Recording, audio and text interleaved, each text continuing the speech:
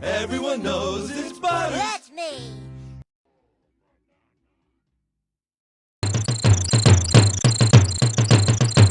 Okay. Ba-da-ba-ba-ba. I'm loving it. Hey, jingles are banned in my household. Oh, yeah, that's true. I hate jingles. So, Even though we have one for Christmas collections, like, I'm trying to think of the goldfish one. That was a pretty good one, but I can't remember it. I I just think of everyone knows it's Butters. Butters. Let's Oh see. yeah. is that supposed to be making fun of butter? No.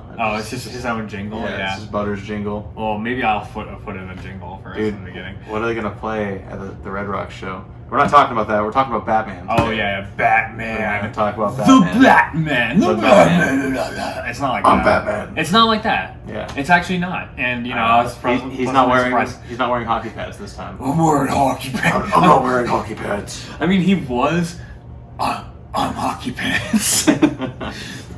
And during the spoiler, we're going full spoiler because I think we prefer. If you didn't see it, I mean, we want to analyze a bit as much as possible, so we're not going to check ourselves. Nope. So, spoiler alert: we're talking about the Batman, the new 2022 one. Batman dies. Actually, I had a hunch that throughout like 3/4 through the movie that like somebody big was gonna die because it's a standalone movie, and I thought it was gonna be Alfred for sure. There was almost an Alfred death, but yeah, and it got me sweating. Yeah, like I was like, damn, like they're actually gonna pull this off. He dies. He dies in the a recent iteration of the comics in the Joker War. Oh, of Alfred course. dies. Yeah, because of Joker. Yeah. I would assume. Like he, I can't remember. Like the Joker gets a hold of Wayne Tech, like all Batman's gear and shit, and just like uses it, like immediately uses it to attack Wayne Tower. Yeah, for sure. Yeah. Why not? So that's what I got from it, at least. Yeah, pretty sure that's what happens. But that's tough. I mean, yeah, I assume like the Riddler was gonna like hit him with a bomb. Like I was really like surprised with like how aggressive the Riddler was in this movie and just how like scary like as a person he seemed. Like with all those connections and but the most surprising thing to me was that he had a whole chat room. Yeah, I love like a chatter being just like an online weeb, basically. Yeah, I mean that was like, it's funny because the movie itself seems like it's like a late 80s, 90s dark city, but it's modern. It was weird. It was kind of like, oh, like look, like we're driving Mustangs and shit, but like people still have their phones though. Yeah. It's like a really like bad version of the city. I almost wish that like all of his like weeb, like the guys who were supposed to show up, I almost wish they hadn't, and like he thought there was gonna be some glorious like gathering of his weeb friends. Yeah. And then no one shows because he's a loser. And yeah. I don't know. Yeah. They're just making fun of him the whole time. Yeah. Maybe not a better story. But, yeah. I honestly like toward the end, like because it was a standalone movie, I was really hoping that it was going to be, as if the Riddler pulls the bombs on the Sea Harbor and floods the city. Like I literally thought it was going to pull an Infinity War and just be like, well, half the city just died, and Batman, it's all your fault. Yeah. Right, and just leave him like in the most vulnerable position of like blaming himself for fucking everything. Yep. That's a classic Batman move. Yeah, and it went on longer than expected. It is like, long. Like from they could have cut out one of those Catwoman scenes, and I'd been okay. Yeah, Zoe Kravitz was really good though as she's Catwoman. I like was into her scenes. The dynamic with Robert Pattinson was basically like it was very soft and slow. I think it extended a little too far, but it did establish good character with each of them. I watched it twice, and the second time I watched it, I was so bored during those scenes. I was like, "Oh, really?" Just fucking because now you know what happens, so you're just like, I'm gonna. Yeah, it's just even the first time it was like, okay, obligatory love, blah blah blah. The second time it just like slows it down so much. I don't know, didn't love it, but gotcha, yeah. I mean, but what about the like investigative shit? Like that's the core of this movie. Is like investigate, like she's undercover, like with like Maroney and the Penguin, Yeah. played by Colin Farrell. First of all, did not know that, and I was like, "What? Who is this?" And I found out it was him after. I was like, "That's When you show incredible!" people pictures, they're like, "What?" It was nuts. So, and he did a great job. Yeah, I love the way Falcone, right? Yeah, he was by great too. John Turturro. Yeah. Who, great person to pick for that. Like him and Gordon. Like I just feel like He's got a certain creepiness about him that Yeah. really works for that role. yeah, like they introduce him like a little bit, and like he seems harmless, but Yeah. like obviously under his glasses or something crazy that's like Yeah, I liked in there. how they made the Penguin like a big part of the movie, but he wasn't like the main villain, and he doesn't like nothing happens to him in the end. He just like Not sets up for like future penguinery. True. Penguinism. Penguinism, yeah, and I like how he was just the realistic form of Penguin. Yeah, Like there's like a little bit where he's tied up and he like waddles over to them. Oh yeah, that's it's right. Like it's a really funny like penguin homage thing. Yeah. So I think it's interesting with this movie. It's hard for me to like put it way too high on my list because It's a good Batman movie. It was good for sure, but what I'm saying is I've been saying for years I do not like Hollywood just going for the realism approach. Yeah. Like I'm just tired of them going for like let's make it look like it's in a real place. And I think they haven't gotten good at like developing the environment first. Whereas in this movie, I think they did a better job at being like, okay, like there's no superpowers here or anything nutso. Yeah. It's just simply people going like insane. And, Although a bomb does explode in his face and in the movie, and then nothing happens to him. That was my favorite scene though. After that, in the jail. Oh yeah. The jail scene was fantastic. Like when he just comes out and there's a cop like, just take his mask off, and they go after him, and then like Gordon's like, why don't you just punch me in the face and run out of here? Like I was like standing and applauding when he was like escaping the like police station. That was so good. The cop who like loves Bruce Wayne but hates Batman. That's like a classic comic book character. Right. Like, hey, Mr. Wayne. Yeah. He's like, fuck off. Yeah, it's the same as the new Flash Gordon in the Spider-Man movies, because he's like loves Spider-Man, but trolls on Peter Parker all the time. Yep, exactly. Yeah. At the same time sometimes. Yeah. Like one right after the other. Yeah, it's classic. Yeah, that's great. Yeah, like that. The scenes, like the environment is so dark, obviously dark, but you know what I like about it, and I did rewatch Batman Begins before this. Really? Yeah, the fighting and the lighting during the fights is so much better in this movie, because in those movies it was shaky camera, move it around, you don't know where Christian Bale's going, blah! Yeah. And then like dark as shit, like the Bane fight, like so fucking dark that you can't see what's going on. And like hiding, you can't see you because he's the Batman. And it's like this movie just didn't even fucking go there. It was like, I'm in the shadows. No, I'm not. I'm fucking vengeance. Yeah, I like they really got the tone right. There's like a certain vibe that came from the original Batman movie, and it's like the beginning of the original Batman movie is really, really. I mean, the movie is actually really dark. For Tim Burton Batman movie. Oh, okay. Yeah. And themed or like physically it looks dark? The theme is dark, but what I am talking about is like that dark theme that's in that movie, where it's like grungy, and like dirty. It doesn't feel cleaned up at all. It just feels kind of gross, right? And like there's there's rain dripping on you as you're watching the movie, or like not just rain, but like water coming from a pipe or something, or like a rafter. I don't know. Something dripping on you, basically. Yeah, it's like itching you, like in your way, just like Yeah, and I think that the new Batman got that pretty well. There's like a couple moments that like almost make you feel kind of icky and gross. Yeah, absolutely. So people have been making comparisons to this for like as the investigative stuff goes, like it's like a 7 movie kind of, and then. There's the deleted scene, extra spoiler, if you haven't seen it, but you can look it up on YouTube. Double spoiler. Double spoiler is the Joker scene in the prison of Arkham, which I hope they do like a literal whole Arkham movie, but that'd be interesting. But yeah, that dude's a good actor. I like him. He was in as the Joker. Yeah, he's in Dunkirk. He was in what else? He was in the Green Knight. Yeah. And I like him a lot.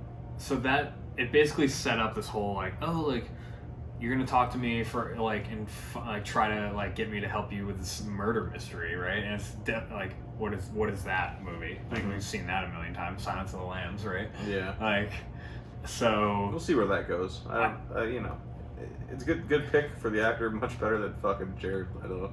Oh yeah. That was every time somebody cast him in anything, I'm like, why? Why do you keep giving this guy movies? Why? I know he should do lesser roles maybe. Oh yeah, and in the background he's great, like in Fight Club, and there's a couple other movies that he's in that you don't even you barely notice him, but he does a great job.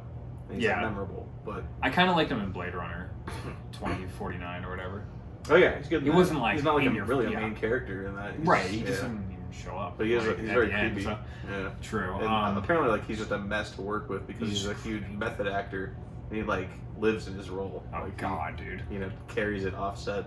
Well, I saw The Secrets of Dumbledore as well, and there's issues with that too, with Johnny Depp and Ezra Miller. Oh yeah, that whole thing. Ezra Miller, not together, separately. They both have their own issues, but Disney decides we don't want Johnny Depp domestic trauma, but we do we'll take Ezra Miller's gothy aggressive violence though on set. So I don't it's to me it's just a scope of okay, we're gonna pick certain things that we want to stay away from. We're gonna stay away from that kind of press, and other press we don't really care. But anyway, it was a long movie, so I see why they cut it. But throwing in the Paul Dano and Joker conversation at the end was really just a shoo-in. I hope they're not trying to just make it an automatic sequel, because one thing that the movies haven't touched that would be really cool is Arkham. Right. As set in a movie there. Because it seems like there already are villains there. Yeah. And Batman's in year 2, so he's definitely took out some people already. And the most crazy stuff happens when they break out usually. So I would agree with you that I think another movie series should focus on the grittiness of the city in Arkham as an institution, and just trying to keep them under wraps. Well, imagine a contained, almost like a horror movie in Arkham. Oh god, that would be good. Instead of the city always being on the line in these movies, make it something just small. Batman's on the line. That's it. It's just his life, he's got all of his tools that are with him, but nothing else. Yeah, that's true. The payoff is usually for the city. Yeah, right. But if we've established the city is shit and nothing's really positive with it, isn't it just Bruce Wayne fighting for his life? Yeah. you could even tie in maybe some Barbara Gordon in there, make it a double.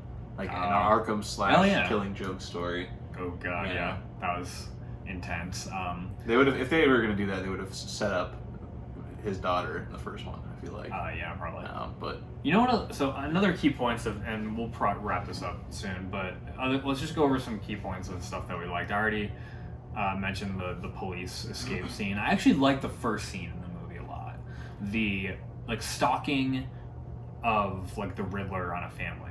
Because it was a trick, right? It was not a Riddler trick, but it was a trick for your eyes, because you're assuming, oh, here we go again, another Batman origin story, right? Yeah, it's the Waynes.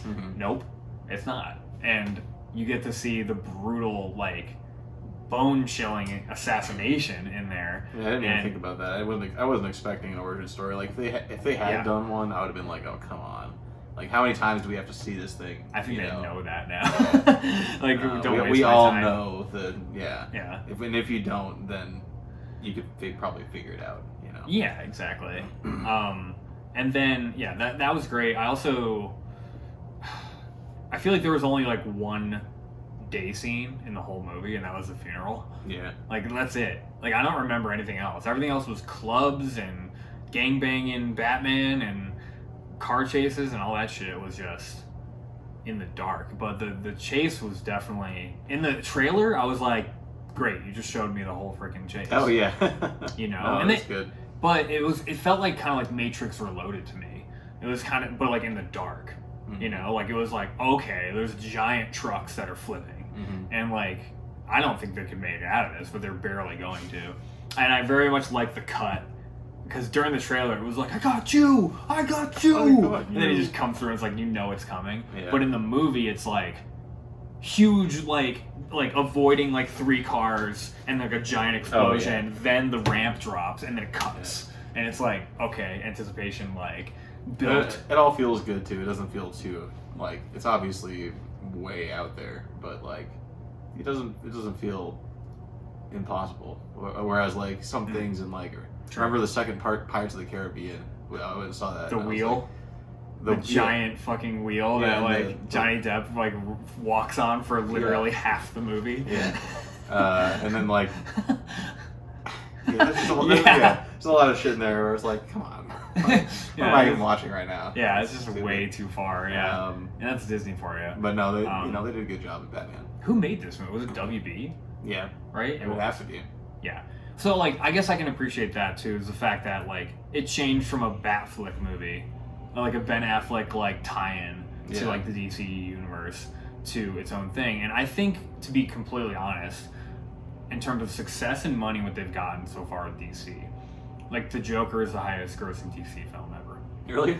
It is. That's so funny. I know. But, like, think about it. I don't think they need to copy Marvel and just be like, look, it's Aquaman tying in with whatever. Yeah. Like, you can't do what they did. Yeah. So, what I think they should do is just take these properties and, like, go into, like, little solo developments. And I think they should go into way more of the villain ones.